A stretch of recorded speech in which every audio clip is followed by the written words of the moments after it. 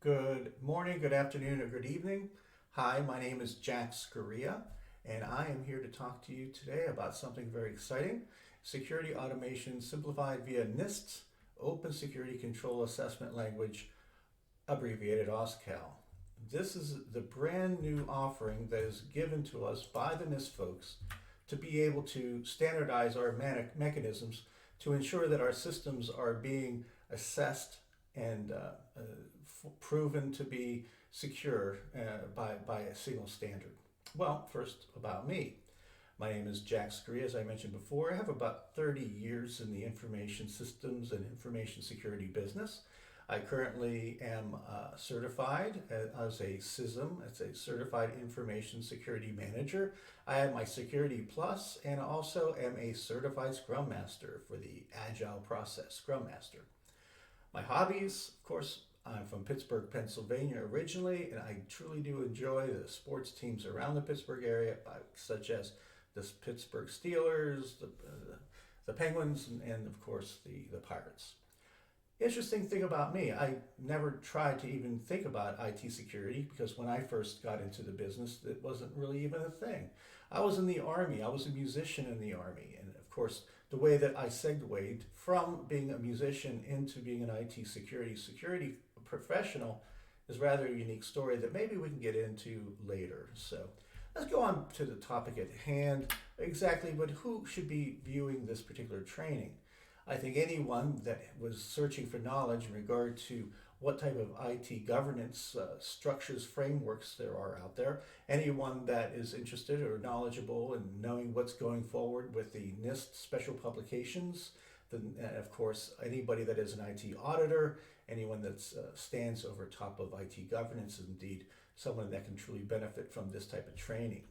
Um, and of course, the course materials that we have available, of course, NIST has a treasure trove of information with regard to all of their documentation. This is what they do. They do it very well.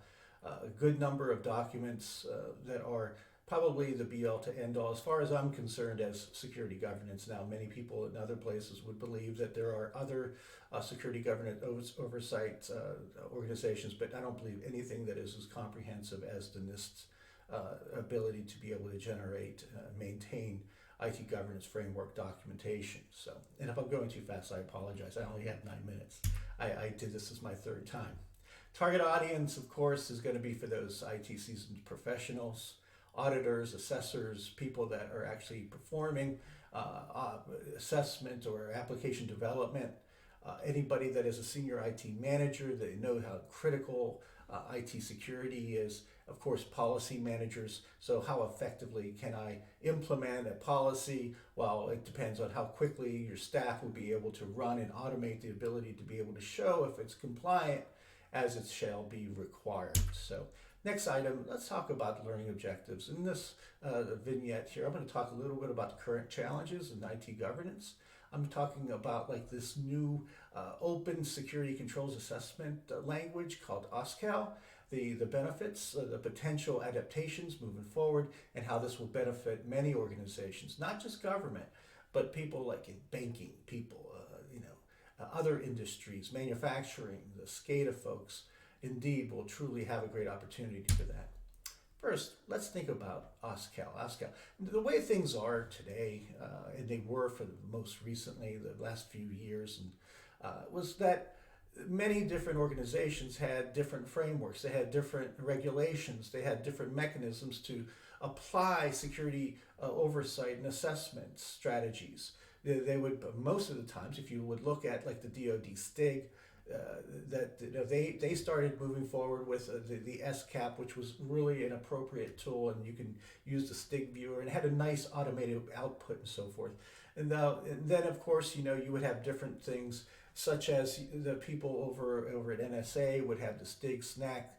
The other items there's a litany of different formal mechanisms that an organization actually push forward on to have different assessments. Many times the frameworks would be different and the way they would assess would be different, the standard would be different, and up until the point of, like, let's say 10 years ago when RMF was first introduced, That was the standard be-all to ensure that all systems are meeting the same consistent policy, and exactly how exactly are we going to assure that this consistency behind, let's say, the NIST 100, 853 through the A&A process is consistent. Well, this is now the tool that we can run against the system to be able to show.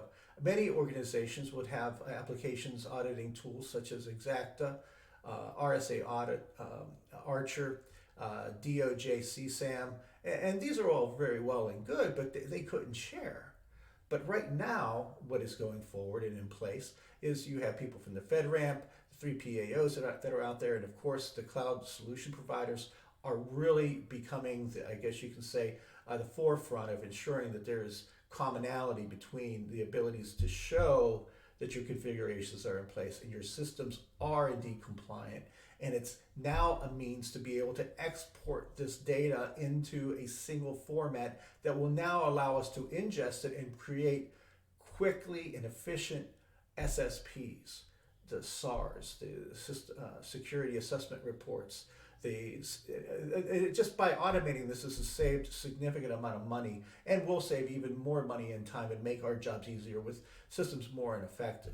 So what are the goals for the Oscal? And I don't want to go too much farther because I don't want to speak too long. Is this common single machine readable approach that actually uses XML and JSON. Multiple compliance for risk management frameworks. You can use this for the ISO 2700 series, the COBIT 5, and of course NIST, that is their bellwether. Quickly developing SAPs, SARs, SAPs, and also ensuring that there is traceability to controls throughout the implementation of the assessment. Actually giving a very nice output. And if you have ever seen it, what I'm going to do is, just for time's sake and efficiency, I'm going to make sure that here we're going to just run through a little bit of what is potentially that is out there. On the right, you'll see an output from an assessment, a tool that has run and exported all the XML data from, let's say, a single system. There you'll see that there are AC controls, and then of course you'll have different samples of the ability to show that the different formal FedRAMP assessment and everything to the right. This is the entire assessment from one machine. And I don't even know from this point where I'm sitting that is this a Windows machine or what have you, because they're all universal platform agnostic, and it can expedite this very quickly. As you'll see that, we're going to do is we're going to upload this Oscal file and then just show you just in a very general overview of the capabilities. So we're going to just grab this as XML, move it into this field. You'll see the sample is good. And then we'll go ahead and we'll export this and we'll make this into a human readable format. Now this format, you can see the power of how quickly and how easily this could make our lives much easier than what it used to be. So then we go forward because I'm still kind of crunching into my time. So here's the quiz. What IT governance entities are aggressively implementing Oscal? And of course, FedRAMP, 3 PAOs, and cloud service providers. So that was my audition. I hope you enjoyed it as much as I enjoyed giving it.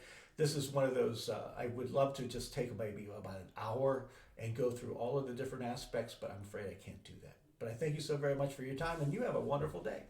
Take care.